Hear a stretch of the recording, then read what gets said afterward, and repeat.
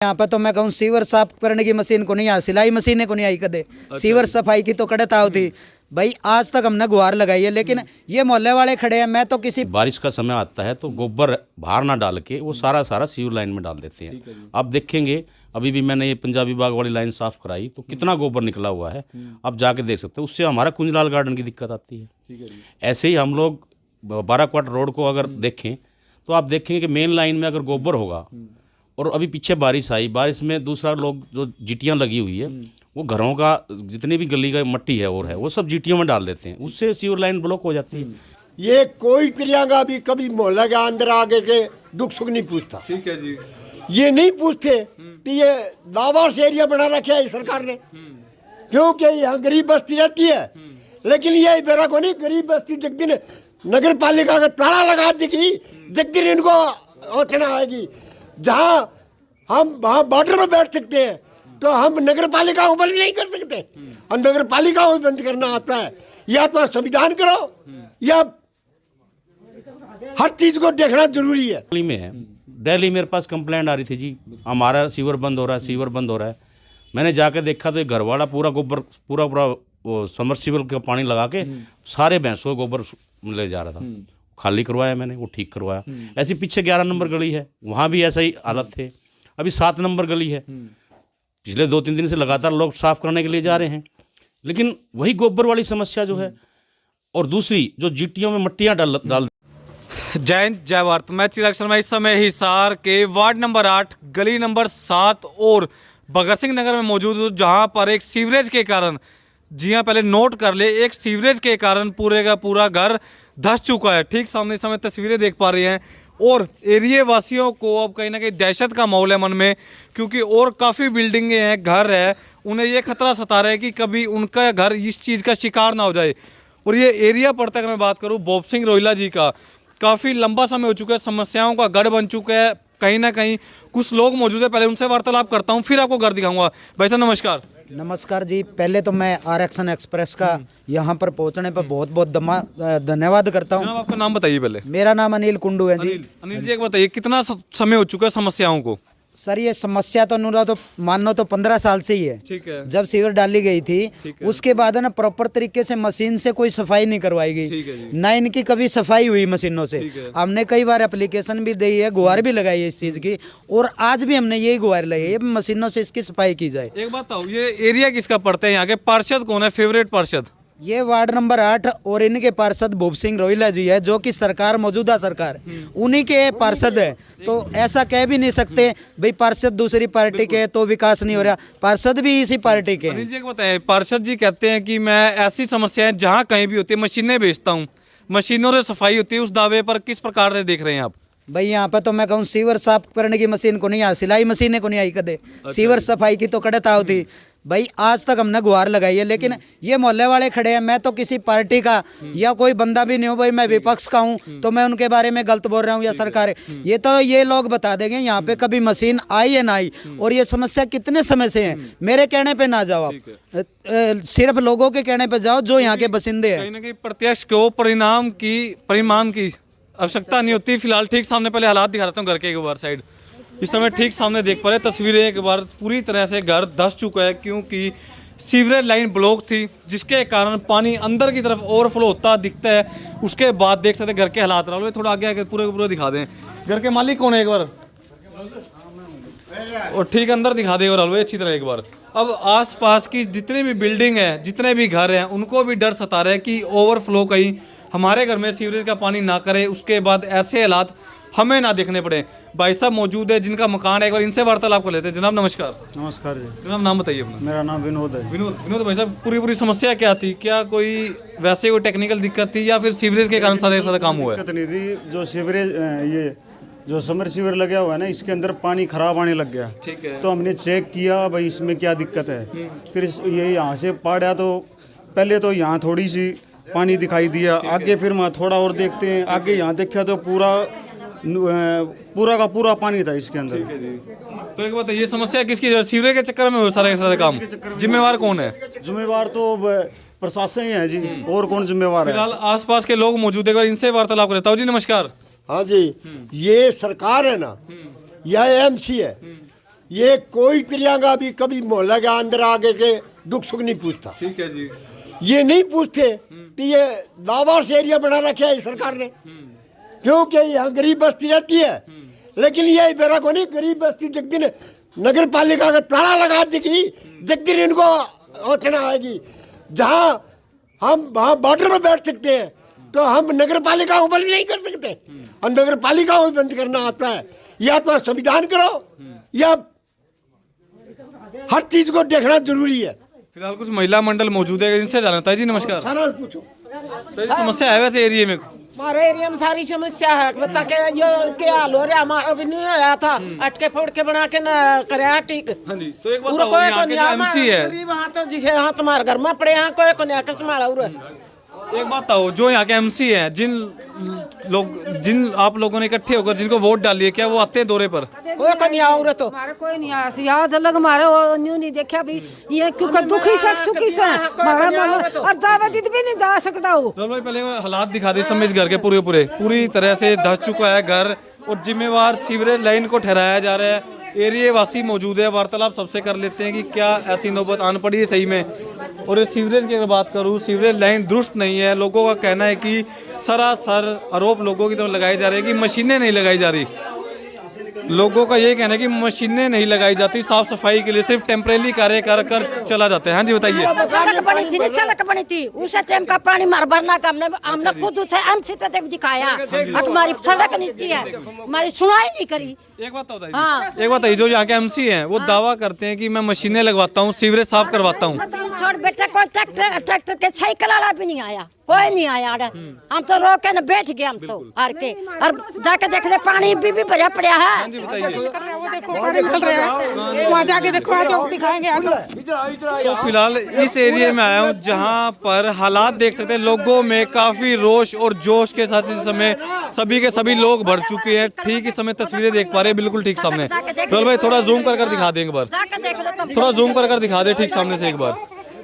तो फिलहाल जितने भी लोग इस समय इस वीडियो को देख रहे हैं, ज़्यादा से ज़्यादा शेयर करें। एरिया दोबारा बता देता हूँ एक बार, भगत सिंह नगर, वार्ड नंबर 8 और गली नंबर 7, एक बार ठीक सामने इस समय देख पा रहे हैं। निगम प्रशासन मुर्दाबाद, हिसार की सरकार मुर्दाबाद, निगम प्रशासन मुर्दाबाद, हिसार के एमपी एमएलए मुर्दाबाद। अनिल जी, क्या लगता है अब कुछ सुधार हो पाएगा? विधायक साहब भी मंत्री पद पर बैठ चुके हैं, शहर का सुधार होगा वैसे, क्या लगता है?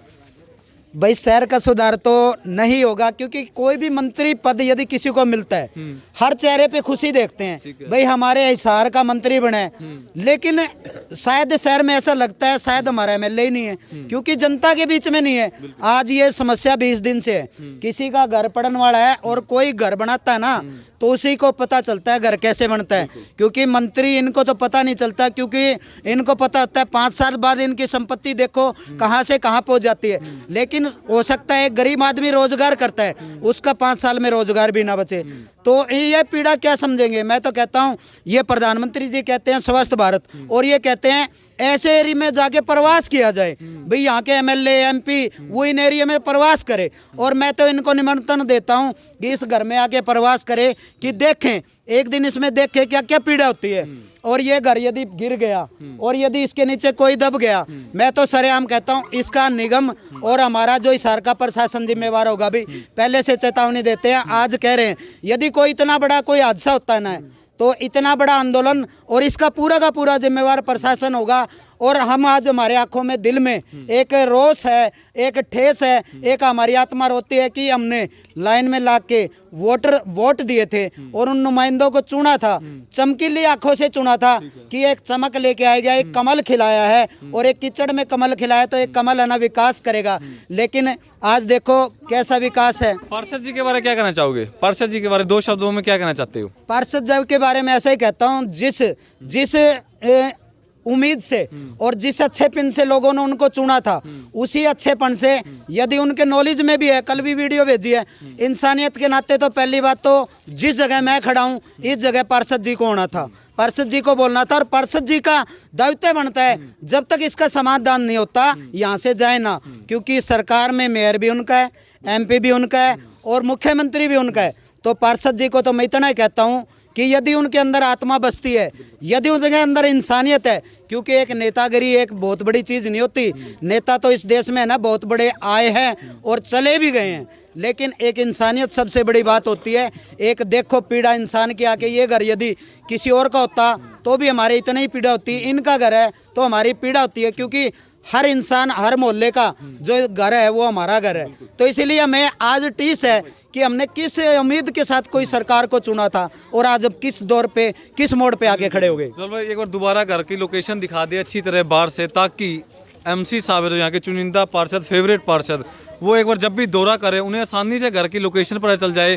ठीक सामने एक बार बोर्ड की तरफ भी दिखा दें, ठीक सामने एक बार दिखा दे अच्छी तरह बोर्ड की तरफ भी, और घर के हालात भी समय के, जो सीवरेज लाइन कहीं ना कहीं बताया जा रहा है एरिया वासी की तरफ से, जितने भी यहाँ पे बाशिंदे हैं उनकी तरफ से बताया जा रहा है कि ये देख सकते हैं। ठीक सामने फोटो भी दिखाते हुए नजर आ रहे हैं। करे तो करे क्या, काफ़ी लंबा समय हो चुका है परेशानियों का सामना करते हुए गली नंबर 7 भगत सिंह नगर, और यहाँ के पार्षद भूप सिंह रोहिला, उनसे भी मिलने की कोशिश करेंगे मिलने की कि उनका क्या कहना है इस मुद्दे को लेकर। सो फिलहाल अभी हमारे साथ वार्ड नंबर 8 के पार्षद भूप सिंह रोहिला मौजूद है, जो ये समस्या सामने निकल कर आई है। लोगों के आरोप है कि इनकी तरफ से मशीनें नहीं भेजी जाती सीवरेज निकासी को लेकर, और भी काफ़ी समस्याएं हैं। इनसे जान लेते हैं। सर नमस्कार, पहले तो बहुत बहुत स्वागत है।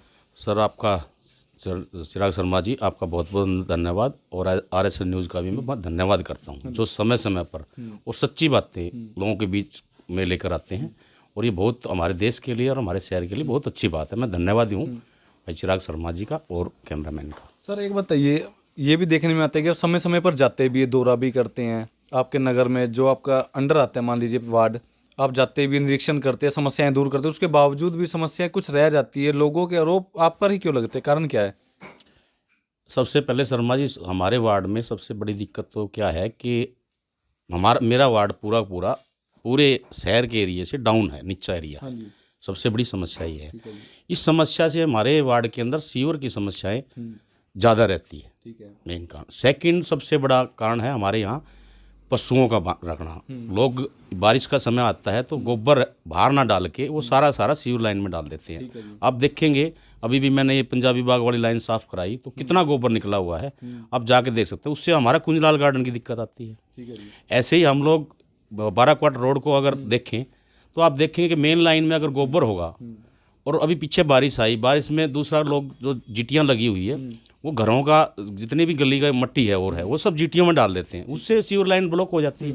देखिए, देश को चलाने के लिए और हमारे समाज को चलाने के लिए, मोहल्ले को चलाने के लिए हर नागरिक को जागरूक होना पड़ेगा। अब पीछे 4 नंबर गली में है, डेली मेरे पास कंप्लेंट आ रही थी, जी हमारा सीवर बंद हो रहा है, सीवर बंद हो रहा है। मैंने जाकर देखा तो एक घर वाला पूरा गोबर पूरा वो समरसीबल का पानी लगा के सारे भैंसों को गोबर ले जा रहा था। खाली करवाया मैंने, वो ठीक करवाया। ऐसी पीछे 11 नंबर गली है, वहाँ भी ऐसा ही हालत थे। अभी 7 नंबर गली है, पिछले 2-3 दिन से लगातार लोग साफ करने के लिए जा रहे हैं, लेकिन वही गोबर वाली समस्या जो है। और दूसरी जो जीटियों में मट्टियाँ डाल देते हैं, तो वो एक तो प्रॉब्लम ये है कि पहले क्या होता था कि आदमी अंदर मेन हॉल में जाके मेन हॉल की सफाई कर देते थे। अब ये सफाई हम लोग कसियों से या वो मशीनों से कराते हैं, वो पूर्ण रूप से हो नहीं पाती और लाइन में मिट्टी और गोबर रहता है। और पहले क्या था कि आदमी बाल्टियों से निकालता था, पूरी अच्छी तरह से मेन हॉल साफ हो जाता था। हाई कोर्ट के आदेश की वजह से हमें ये दिक्कत आई और आदमी अंदर नहीं जा सकते और इसमें कानूनी कार्रवाई हो सकती है। और दूसरा, पीछे आपने देखा था कि मेरे एरिए में पीछे जो लाहौरिया चौक पे एक दुर्घटना हुई थी, उसके बाद तो बिल्कुल भी हमारे यहाँ मतलब मशीन वाले भी नज़दीक भी नहीं खड़े होते, दूर से निकालते हैं ताकि वो देख भी नहीं पाते अंदर कितना डंगा है। पर सर अभी मैं एक न्यूज़ बना के आया था कि जहाँ पर पूरा घर धंस चुका अंदर से फर्श, उनका आरोप है कि सीवरेज निकासी नहीं है, जिसके कारण पानी अंदर ही कर रहा है घर के अंदर फ्लो, जिसके कारण पूरा फर्श धंस चुका है। उसका जिम्मेवार कौन है? वो प्रशासन पर, आप पर उंगलियां उठा रहे हैं। किस प्रकार देख रहे हैं आप इन चीज़ों को? देखिए, मैं लगातार 10 दिन से प्रशासन से मांग कर रहा हूँ कि मुझे मशीनें दी जाए और इसको साफ़ किया जाए। ठीक है, सुपर शक्कर हो, जेटिंग मशीन हो। पीछे राजीव नगर पुलिया के साथ से आप देखिए 2 सर्विस स्टेशन बने हुए हैं, अब उनकी भी मिट्टी उसी के अंदर है।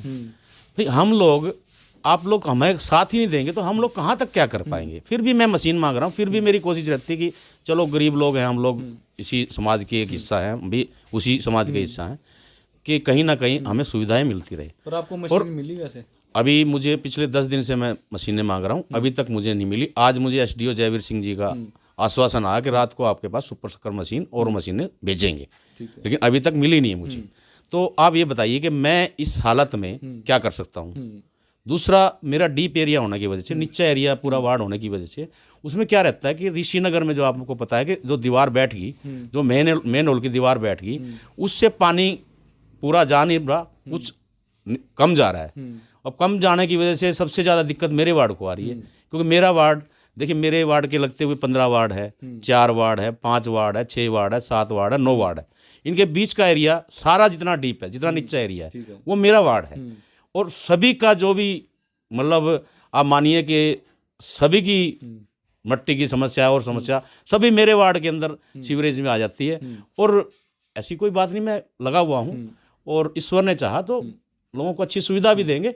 अब ये आपत्ति कोई आ जाए, कोई दीवार गिर जाए ऋषिनगर वाली, या कोई बात हो जाए, या मशीनें ना उपलब्ध हो पाए, देखिए एकदम से बारिश आई, हो सकता है प्रशासन के पास भी ज़्यादा काम हो, वो क्यों नहीं करा पाया, इसके बारे में हम संज्ञान में लेंगे। मैंने माननीय मेयर साहब को भी कहा है, और अभी डॉक्टर कमल गुप्ता जी से भी मेरी बात हुई है, तो इसको संज्ञान में लेकर आ रहे हैं। तो अच्छी व्यवस्था बनाने की हम लोग कोशिश कर रहे हैं। सो फिलहाल जितने भी लोग इस समय इस वीडियो को देख रहे हैं, ज़्यादा से ज़्यादा शेयर करें, कमेंट करें, और साथ ही साथ आपका क्या मानना है कमेंट में अपनी राय रखना ना भूलें।